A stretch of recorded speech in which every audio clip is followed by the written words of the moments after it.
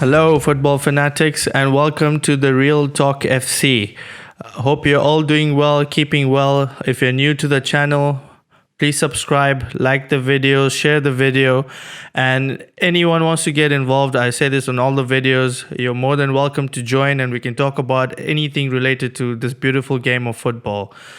Speaking of, what a crazy weekend of results once again in the Premier League.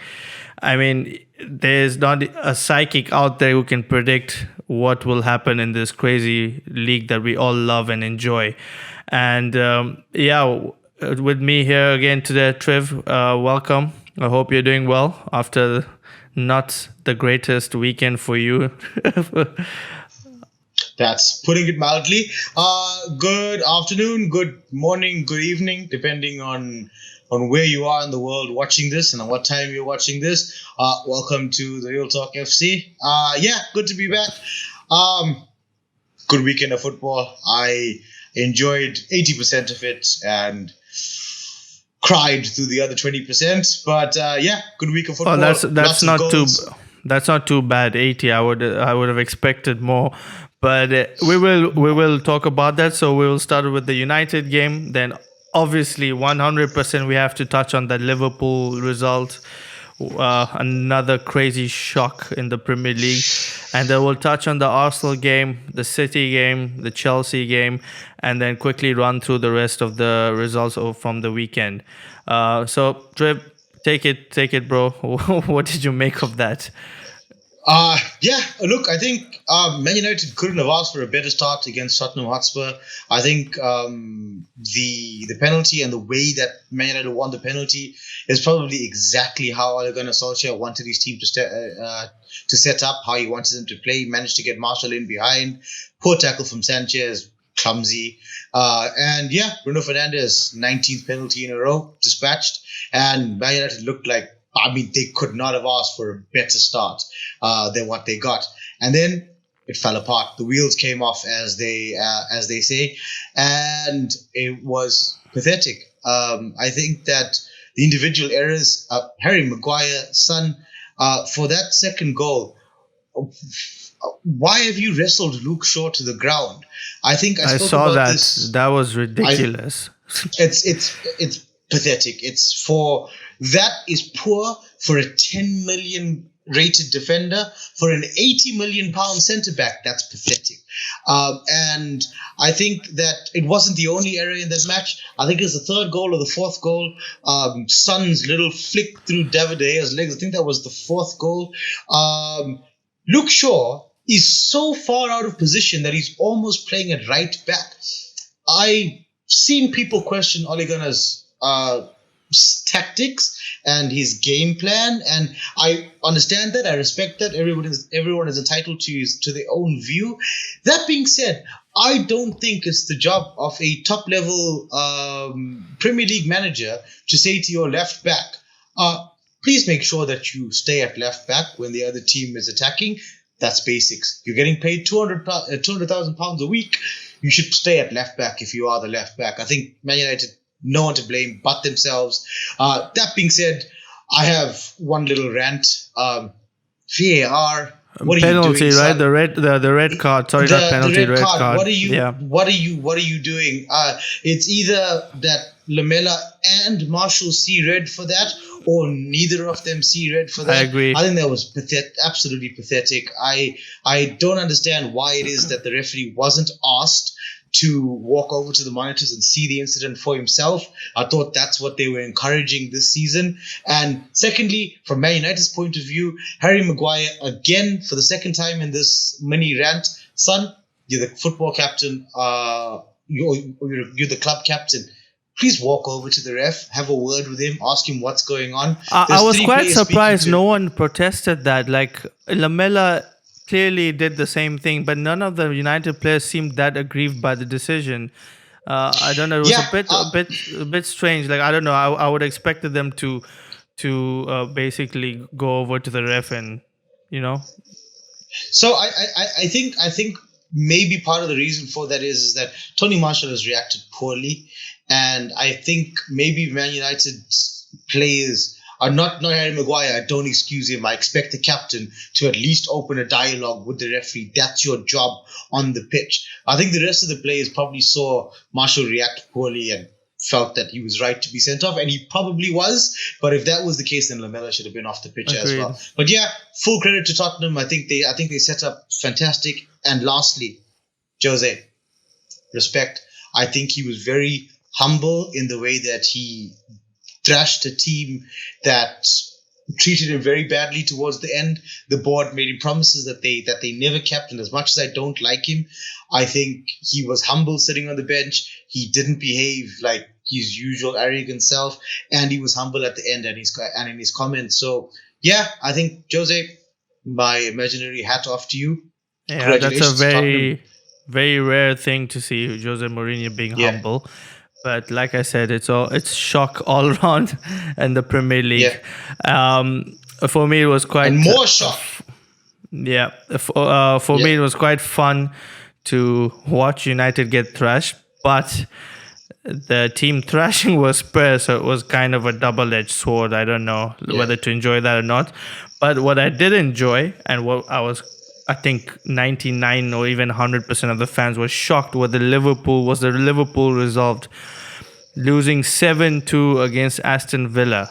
Yes, you heard that right. If you live in a bubble or a box or under a rock, 7-2. That was a very unexpected, crazy-ass game. Watkins with a hat-trick. Decent buy from Brentford. To be honest, I didn't know much about him, but he looked really, really good. Powerful, quick, great finishing. Having said that, what was going on with Liverpool's defense? They were playing such a high line, and it was the same thing we spoke about a few weeks ago when Spurs did that to Southampton. They kept on putting one ball over the top. Either Jack Grealish or Watkins were at the end of it, and then if you've got Adrian in goal, then that was down for a disaster, which did happen in the end. So, what did you make of that game? Obviously, you were shocked as much as everyone else was. Yeah, look, it was completely unexpected. I said in the last video that I thought it wouldn't be an easy game for Liverpool. Did not expect that to happen. Look, they scored 7 goals, and one of the interesting things one of these little tidbits I found on Twitter, it's one of the biggest victory margins to not have included a penalty. Aston Villa scored 7 goals from open play against Liverpool. That's absolutely fantastic. I think hats off to the villains. I think they outplayed the champions, and they were all over them. I think. Yeah, and I second you, and I think that Michael Ballack was a very good player at adapting strategy on the field. I think that Liverpool lacked that. You're right in terms of having change it. If you're playing a high line and you're getting destroyed, change it. And I think someone like Virgil van Dijk should have stepped up and done something about that. But hats off to Villa. Yeah, definitely. Quite a shocking result. And I don't know if this is a blip or this is going to set the precedent for the rest of the season. Time will tell. We will not make any predictions on that, seeing as no one can predict what will happen in the Premier League.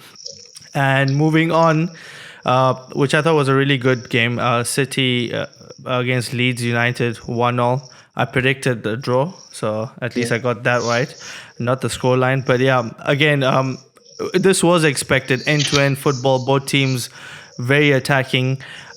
We can see the lack of a centre forward is costing City now, because they had so many chances, so many shots, but hardly any on target. So I just saw that Sergio Aguero is back in training, so I'm sure City fans will be a little bit happy with that. But Sterling playing as a false 9, yes, he got the goal, but he isn't a centre forward. I don't even know who was playing as a false 9, actually. They kept on rotating and switching. Mahrez was in the centre. Sterling came on in the centre. So, it was a good result for Leeds. They've really started well to the Premier League. They look very comfortable. which a lot of people predicted, and that is turning out to be true. Um, I don't know if you want to add anything else, or we can move on Yeah, to the Chelsea game. I think Leeds could have come away with a win at the end of that game. As much as I'm not the biggest Leeds fan in the whole world. Yeah. Leeds I think hit the post at the end of the match, and they definitely could have come away with the 3 points. City need to improve. Yeah, and you can talk about the Chelsea game because I honestly didn't watch that game, but I saw the highlights. That Chelsea comfortable 4-0 winners.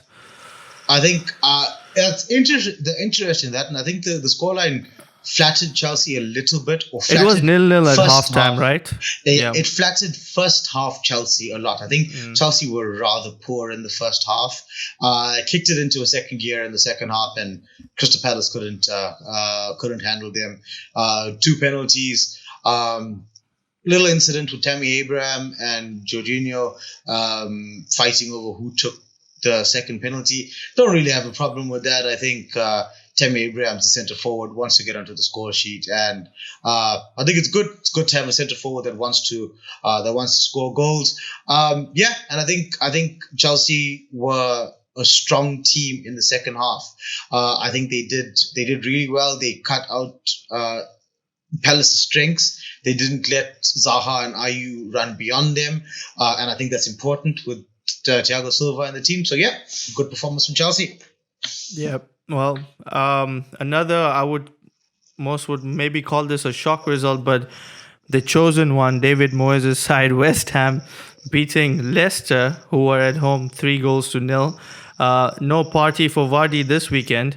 So, I also didn't watch that game. I watched the highlights though. But West Ham now in the last 2 games have scored 7 goals and conceded none. I mean, what a turnaround. I remember in the first show, I said they looked a shambles. I hold my hands up. That was a completely misunderstanding of my prediction of what West Ham were. I think they still look shambles. I think West Ham don't know what's going on.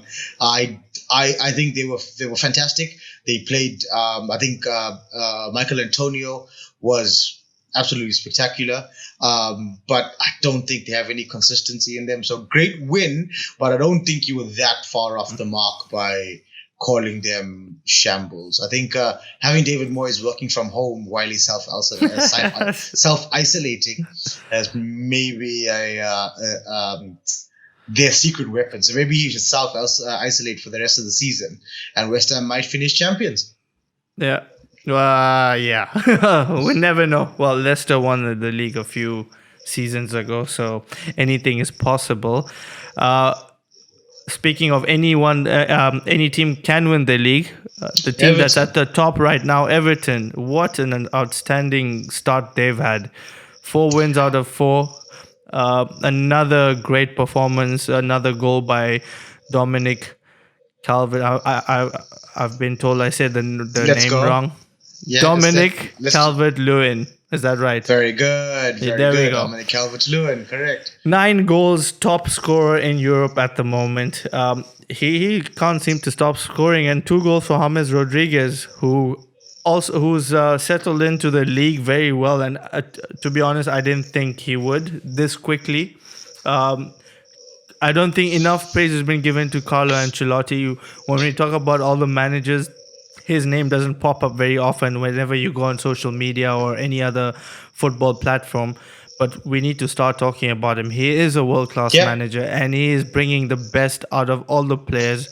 I really like that team. Like, it's so well-balanced, and they have really good players. So I know it's early days. Things may change in the future, but at this point in time, I'm sure Evertonians will be very happy. And Merseyside at the moment is blue. I'll tell you what, the most impressive thing about that Everton win for me was that they lost Richarlison early on in that match through injury. They didn't have Allen and Andre Gomez from the very start of the match, and the players that came in, it was seamless. It was absolutely seamless. It was the same Everton performance with with three changes, and it was seamless. And that, I think, is the hallmark of a good team. Being reliant on one or two players is not particularly good. If they are out through injury, through suspension, your team will fall apart. Everton, fantastic. Without Allen and Gomez, who were really important for them in the first couple of games, I think they did really well. Yep, I completely forgot to talk about Arsenal. We had because of all the craziness that happened this weekend. I think I was very happy that we went under the radar. A Good win. 2-1 win against Sheffield United, who still haven't won a game, but they did get their first goal, as I predicted, because we like Arsenal as a club, are very giving club. We like giving gifts, but it was a really good goal, to be honest. In the first half was absolutely boring. Like, oh my god, that was one of the most. It was a snooze fest. Yeah. Yeah. Second half, the Arteta's change, bringing Pepe on, completely changed the game. Good goal by Saka. A very good team goal. I thought that was a brilliant play around the box with intricate passing, and then Saka scoring a header. So I'm very happy for him. He got his England call up, and then he scores his first goal at the Emirates. So that I'm very happy for the kid, and I'm sure he's going to be a really great talent, bright future ahead of him. And Pepe, this is exactly what we need to see from Pepe. The 72 million pounds or euros that we spent on him. Now this is what we expect of him, and I hope he can consistently do that. I think there's a lot of talent in there, and I think Arteta is the right man to manage him, to get the best out of him. But yeah, that was a good professional performance. And yeah, we move on. We're at the fourth spot, Arsenal, fourth spot. That's a marriage that's been going on for years, and now we were divorced for a few years. Hopefully we can get back to that spot and stay there. Moving on, Wolves beating Fulham. I said last time. Yeah, I was surprised it was only 1-0 actually. I was expecting a little bit more, but no surprises there. Good luck to Fulham fans. Seriously, this is going to be a really, really long season for all the Fulham fans out there. Southampton 2-0 winning 2-0 over West Brom. Another comfortable win, I would say, against West Brom. Yeah, and I think in the last game that we can speak of, Newcastle Burnley 3-1. No wins for Burnley yet. So there's three teams in the Premier League yet to get a point or register a point on the board: Burnley, Fulham, and Sheffield. So not worrying signs for those three teams, but it's still early, and like we've seen, a lot can change in this crazy league. And yeah, I'm looking forward. We have an international break. Please watch out. We're going to be releasing a new video on all the transfer roundup, where Triv and I will give our best transfers that we think have happened during this window and the worst, and a little bit more chat on our teams and the signings we will make. So any last words, Triv, before we sign off? No, not really. Thank you everyone for listening to us. Please remember, like, share, subscribe, follow us on social media. You can find our handles in the description down below. And everybody, stay safe, stay well, stay COVID free, and we'll see you all soon. Brilliant. Thank you, Triv. Thanks for joining us. And yes, we will see you all soon. Take care.